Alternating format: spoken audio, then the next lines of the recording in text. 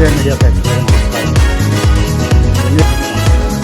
మరి భవిష్యత్తులో కూడా ఇలాగే ఉంటాయి సప్లై కావచ్చు, లేకపోతే ముందుగా వెన్యూ మీడియా వారికి శుభోదయం. వెన్యూవేర్ మీడియా ప్రేక్షకులకు నమస్కారం. శ్రీరామ్ నగర్ కాలనీ సమస్యల మీద మాట్లాడడానికి కాలనీ వెల్ఫేర్ అసోసియేషన్ ప్రెసిడెంట్ బట్టి బాలాగౌడ్ గారు మన ముందున్నారు. ఆయన ప్రెసిడెంట్గా బాధ్యతలు చేపట్టిన దగ్గర నుంచి ఎటువంటి అభివృద్ధి కార్యక్రమాలు చేపట్టారు కాలనీ కోసం, అలాగే భవిష్యత్తులో ఇంకెటువంటి కార్యక్రమాలు చేపట్టబోతున్నారు, ఈ వివరాలన్నీ మనం తెలుసుకుందాం ఆయన మాటలోనే. నమస్తే అన్న. గుడ్ మార్నింగ్ అన్న.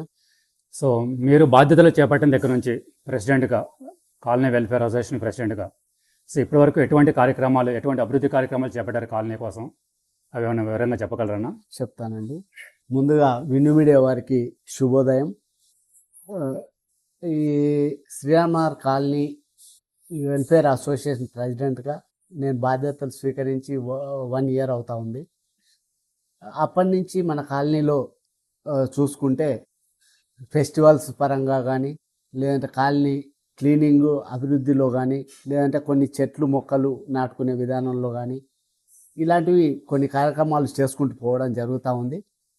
అయితే ఆ ఫెస్టివల్స్లో వచ్చేసి వినాయక చవితి అనుకోండి, అమ్మవారి నవరాత్రులు అనుకోండి, లేదంటే శ్రీరామనవమి అనుకోండి, చాలా అంగరంగ వైభవంగా చేసుకుంటా ఉన్నాం. దానికి మన కాలనీ అసోసియేషన్ కానీ, కాలనీ సభ్యులు కానీ చాలా బ్రహ్మాండంగా సపోర్ట్ చేస్తూ ఉన్నారు. అంతే సంతోషంతో మనం కూడా ముందుకు హ్యాపీగా చేసుకుంటూ వెళ్తూ ఉన్నాం.